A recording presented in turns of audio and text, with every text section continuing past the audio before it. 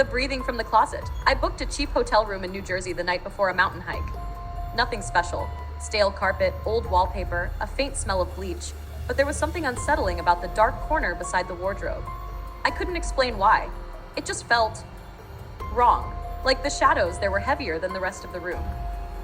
That night, sometime after midnight, I jolted awake. At first, I thought it was just the old AC clicking on. Then I realized the sound didn't come from the wall. It came from the floor. A soft, dragging noise, like something sliding slowly across the carpet. I held my breath, and then I heard it. A long, slow, heavy exhale. Someone was breathing inside my room. My eyes shot toward the wardrobe. When I checked in earlier, its doors had been wide open. Now, they were half closed, not fully shut, not open either, just enough that something or someone behind it could peek out. My entire body froze. My ears rang with every heartbeat. Whatever was in that wardrobe, it was moving. I didn't bother to pack.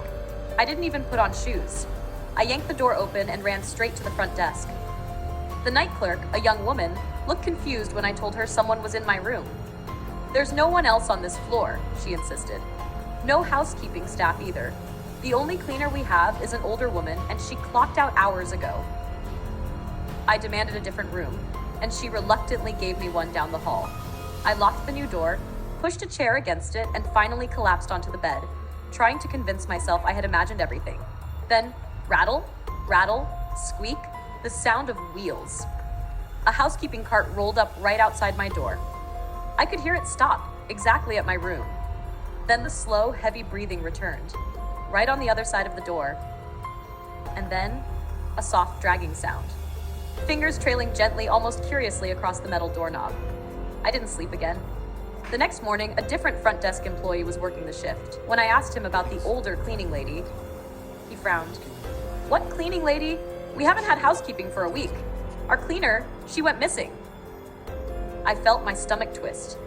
If there was no staff, if no one had been cleaning the rooms, then whoever, or whatever, had been breathing in the wardrobe, had been living inside that hotel long before I checked in.